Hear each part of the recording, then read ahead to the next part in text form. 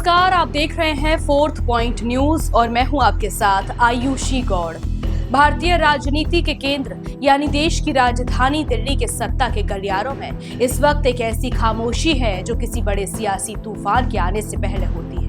बाहर से सब कुछ शांत दिखता है, सरकार चल रही है, नीतियां बन रही हैं, लेकिन भीतर राष्ट्रीय जनतांत्रिक गठबंधन और भारतीय जनता पार्टी के सबसे ऊंचे शिखर पर एक ऐसी बिसात बिछाई जा रही है जिसकी भनक लगते ही बड़े बड़े दिग्गजों के पैरों तले से जमीन खिसक गई। राजनीति में कहा जाता है कि चाणक्य कभी अपनी चाल का ढिंढोरा नहीं पीटता, उसकी चालें तब समझ में आती है जब मोहरे अपनी जगह बदल चुके होते हैं। और आज हम बात कर रहे हैं आधुनिक भारतीय राजनीति के सबसे बड़े रणनीतिकार देश के गृह मंत्री अमित शाह की। कहा जा रहा है कि अमित शाह ने अपनी वो बिसात बिछानी शुरू कर दी है जिसका अंतिम लक्ष्य साल 2029 की गद्दी है, लेकिन इस गद्दी तक पहुंचने का रास्ता इतना आसान नहीं है। इस रास्ते में कई ऐसे स्पीड ब्रेकर हैं, कई ऐसे कद्दावर नाम हैं जिन्होंने दशकों से भारतीय जनता पार्टी को अपने कंधों पर संभाला है। नितिन गडकरी, राजनाथ सिंह, धर्मेंद्र प्रधान और हरदीप सिंह पुरी, ये वो नाम है जो खुद में एक पूरी सियासी सल्तनत है। लेकिन चर्चा गर्म है कि क्या शाह की इस नई बिसात में इन सभी दिग्गजों को खुड्डे लाइन लगाने की मुकम्मल तैयारी हो चुकी है। और सबसे बड़ा, सबसे संवेदनशील सवाल, क्या इस बिसात की अंतिम कमान संभालने के लिए खुद प्रधानमंत्री नरेंद्र मोदी साल 2029 से पहले ही सक्रिय राजनीति को अलविदा कह देंगे? क्या 75 साल के अघोषित नियम की तलवार अब और पैनी होने जा रही है? आज फोर्थ पॉइंट के इस विशेष इनसाइड विश्लेषण में हम उन परतों को उखाड़ेंगे जिन्हें लुटियंस दिल्ली की बंद दीवारों के पीछे छुपाने की कोशिश की जा रही है। आज खुलासा होगा कि इस महाबिसात में किसकी बलि चढ़ने वाली है और किसकी किस्मत की लॉटरी खुलने वाली है। अमित शाह की बिसात और मोहरों की नई चाल राजनीति का नियम है। जो आज शीर्ष पर है उसे कल के लिए अपनी जमीन आज से ही तैयार करनी पड़ती है। अमित शाह संगठन के उस ढांचे को समझते हैं जहां एक एक मोहरे की पोजीशन पूरी सरकार और पार्टी का भविष्य तय करती है। संगठनात्मक पुनर्गठन या भविष्य की घेराबंदी। पिछले कुछ समय से पार्टी के भीतर और कैबिनेट के फैसलों में एक मूक बदलाव देखा जा रहा है। शाह की कार्यशैली को देखने वाले विश्लेषकों का मानना है कि वे साइलेंट ओवरहॉल में विश्वास रखते हैं। जिला स्तर से लेकर केंद्रीय संसदीय बोर्ड तक ऐसे चेहरों को आगे बढ़ाया जा रहा है जिनकी वफादारी सीधे केंद्रीय नेतृत्व के प्रति है। यह एक कड़ा संदेश है कि आने वाले समय में पार्टी का चेहरा और चरित्र पूरी तरह बदलने वाला है। अमित शाह अपने मोहरों को इस तरह फिट कर रहे हैं कि जब सही वक्त आए तो खुद पार्टी के भीतर का कोई विरोधी सिर उठाने की स्थिति में न रहे। दिग्गजों को खुड्डे लाइन लगाने का इनसाइड ट्रैक। अब बात करते हैं उन 4 बड़े नामों की जिनके इर्द गिर्द दिल्ली की सबसे बड़ी राजनीतिक चर्चाएं घूम रही हैं। क्या वाकई नितिन गडकरी, राजनाथ सिंह, धर्मेंद्र प्रधान और हरदीप पुरी जैसे दिग्गज शाह के इस नए चक्रव्यूह में घिर चुके हैं? सबसे पहले बात करते हैं नितिन गडकरी की। परफॉर्मेंस के बावजूद दूरी क्यों? नितिन गडकरी की स्वीकार्यता न केवल राष्ट्रीय स्वयंसेवक संघ में मजबूत है बल्कि विपक्ष भी उनके काम की तारीफ करता है। नागपुर का सीधा आशीर्वाद और हाईवे निर्माण में उनका बेजोड़ रिकॉर्ड उन्हें एक अपराजय नेता बनाता है। लेकिन यही लोकप्रियता कभी कभी संगठन के एक छत्र नेतृत्व के लिए चुनौती बन जाती है। सत्ता के गलियारों में चर्चा है कि गडकरी के मंत्रालयों के काम को तो सराहा जाता है, लेकिन नीतिगत और रणनीतिक फैसलों से उन्हें धीरे धीरे एक सुरक्षित दूरी पर रखा जाता है। राजनाथ सिंह, संतुलन के प्रतीक की बदलती भूमिका। राजनाथ सिंह भाजपा के सबसे वरिष्ठ और क्राइसिस मैनेजर नेताओं में से एक हैं। उत्तर प्रदेश के मुख्यमंत्री से लेकर भाजपा के राष्ट्रीय अध्यक्ष और अब देश के रक्षा मंत्री के रूप में उनका कद बहुत बड़ा है। जब भी एनडीए के सहयोगियों को साधने की बात होती है, राजनाथ सिंह आगे आते हैं। लेकिन शाह के नए सत्ता समीकरण में जहां आक्रामकता और पूर्ण नियंत्रण को प्राथमिकता दी जाती है, राजनाथ सिंह की पारंपरिक राजनीति फिट नहीं बैठ रही है। कोर ग्रुप में उनके फैसलों के वीटो पावर को धीरे धीरे कम किए जाने की खबरें छन छन कर बाहर आ रही हैं।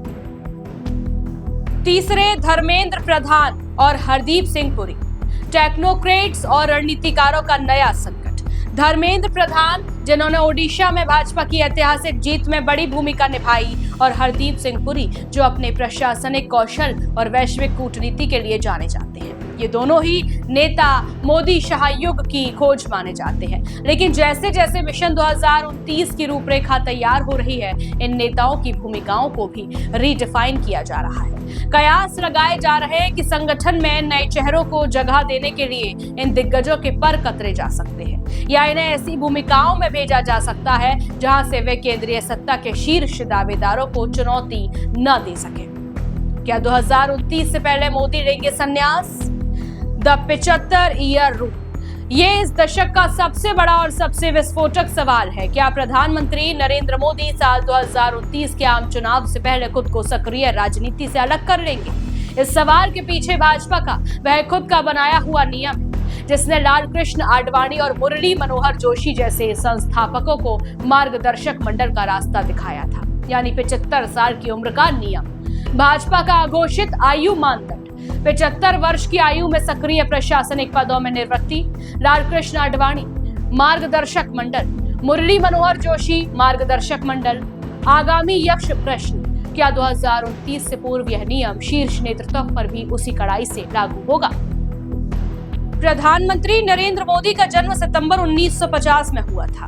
नियमों के मुताबिक वे इस आयु सीमा के करीब पहुंच रहे हैं। हालांकि मोदी की लोकप्रियता के आगे यह नियम बौना साबित हो रहा है, लेकिन संघ और पार्टी के भीतर एक बड़े वर्ग का मानना है कि आदर्श स्थापित करने के लिए पीएम मोदी खुद एक मिसाल पेश कर सकते हैं। अगर पीएम मोदी 2029 से पहले स्वेच्छा से सत्ता की कमान किसी और को सौंपने का फैसला करते हैं, तो वह संक्रमण काल भारतीय राजनीति का सबसे बड़ा ऐतिहासिक मोड़ होगा, और इसी मोड़ पर अमित शाह की भूमिका सबसे महत्वपूर्ण हो जाती है।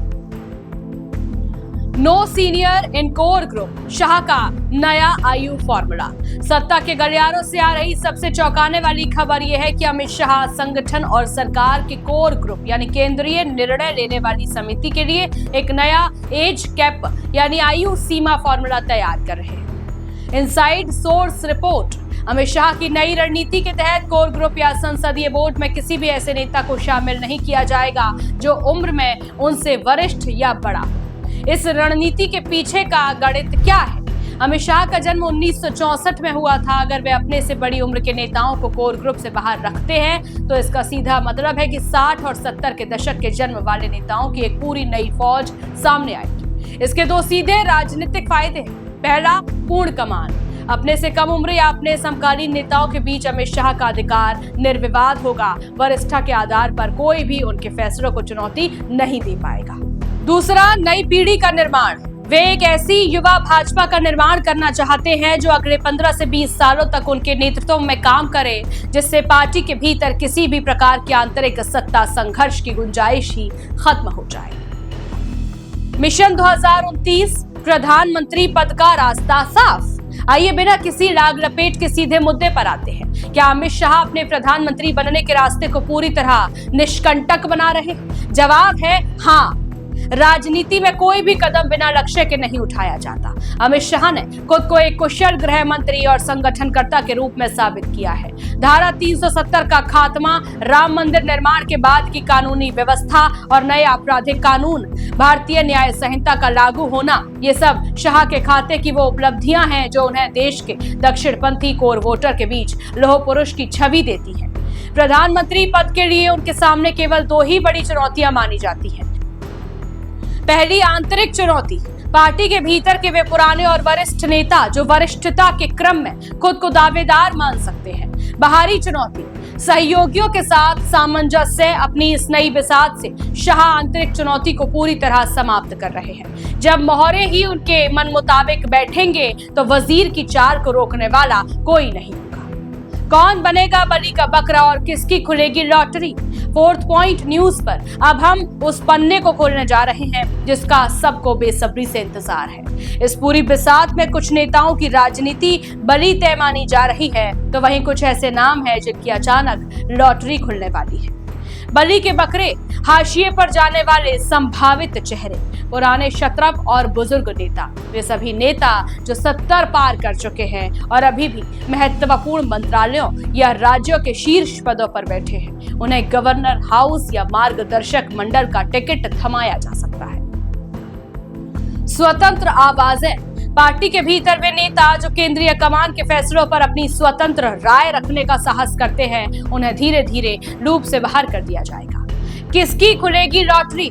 शाह के नए वफादार और उभरते सितारे। अमित शाह की नई टीम में उन्हें युवा और आक्रामक चेहरों को तरजीह दी जाएगी जो संगठनात्मक रूप से वफादार और चुनावी राजनीति में माहिर है। इनमें उत्तर भारत से लेकर दक्षिण भारत के कुछ ऐसे युवा चेहरे शामिल हैं जिन्होंने पिछले कुछ चुनावों में जमीन पर अपनी ताकत दिखाई है। ये वो नाम हैं जिन्हें आने वाले समय में बड़े मंत्रालयों की जिम्मेदारी देकर सीधे देश की मुख्यधारा की राजनीति में स्थापित किया जाएगा। इनकी सूची तैयार हो चुकी है और बहुत जल्द 4th पॉइंट पर हम इन नामों का एक एक करके पर्दाफाश करेंगे। सत्ता का खेल जितना सीधा दिखता है उतना होता नहीं। अमित शाह की यह बिसात केवल चेहरों को बदलने की कवायद नहीं है, यह भारतीय जनता पार्टी के भविष्य के उस ढांचे की नींव है जो अगले 2 दशकों तक देश की राजनीति को प्रभावित करेगी। क्या नितिन गडकरी और राजनाथ सिंह जैसे दिग्गज इस बिसात को चुपचाप स्वीकार कर लेंगे? क्या राष्ट्रीय स्वयंसेवक संघ इस बड़े बदलाव पर अपनी मूक सहमति देगा? और सबसे बड़ी बात, क्या देश की जनता शाह के इस नए आक्रामक और युवा संगठन को उसी तरह स्वीकार करेगी जैसे उसने मोदी के करिश्मे को किया था? सवाल कई हैं और जवाब दिल्ली की बंद फाइलों और शाह के चाणक्य दिमाग में केंद्र है। सवाल कई हैं और जवाब दिल्ली की बंद फाइलों और शाह के चाणक्य दिमाग में कैद है। लेकिन एक बात साफ है, सत्ता के गलियारों में हलचल पैदा हो चुकी है, मोहरे चल दिए गए हैं और बहुत जल्द शह और मात का यह खेल सरेआम होने वाला है। आपकी इस पूरी इनसाइड रिपोर्ट पर क्या राय है? क्या आपको लगता है कि 2029 में अमित शाह ही होंगे देश के प्रधानमंत्री पद के इकलौते दावेदार? हमें कमेंट करके जरूर बताएं। देश और दुनिया की तमाम बड़ी और खोजी खबरों के लिए देखते रहिए 4th पॉइंट न्यूज। नमस्कार।